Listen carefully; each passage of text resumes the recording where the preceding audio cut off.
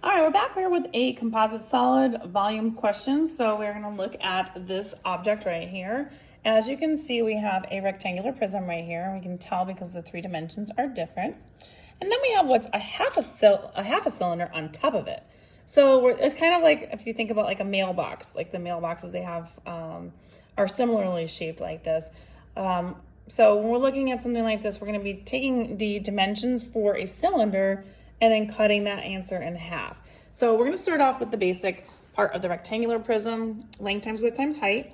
So those volume pieces that we have are 9 times 10 times 11.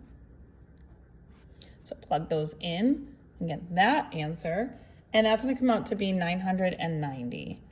So 990, and this is in meters. So this is meters cubed. And that's your volume for the rectangular prism. And now we're gonna go ahead and we're gonna do the cylinder. So we're gonna plug in the information that we have here. So this is showing me that the height of the cylinder from here to here is 5 meters. Now, I'm gonna use the radius, the diameter of this is the same as this right here. So this is also 10 right here. So the 10 represents the diameter, which means the radius is going to be only 5 as well. So we have a diameter of 10 meters, a radius of 5, and now we have enough information and the height of it, which is also 5.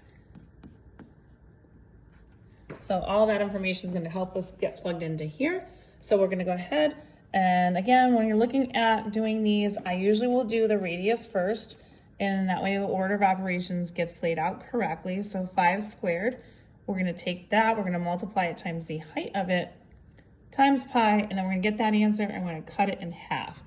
And so when we do that, you're going to end up with 5 times 5, which is 25, times another 5, which is 125, and that's going to be times pi divided by 2. Now 125 divided by 2 gets me 62.5 pi.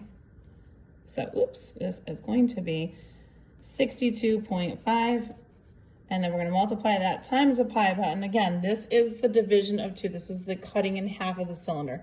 If you feel better doing this answer first and then cutting it in half, that's totally fine. I'm just taking the number and dividing it by 2 here before I hit the pi button. When I do hit the pi button, I end up with 190.3. So the volume for this is roughly 190.3 meters cubed. And so that is the volume for half the cylinder. Then I want to add those things together. And when I add those two things, oh, that's 196. Sorry, I put 190. It should be 196.3. And when I add these two items together, we get a total amount, I'm just going to put it down here below, of 1,186.3 meters cubed. And that is my total volume for both objects put together and added. And if you want more questions like these, find them on YouTube, Instagram, and TikTok at U1 Algebra. All of these are going to be located in my volume playlist. And don't forget to like, share, follow me for more. Save it for later, and I will see you soon.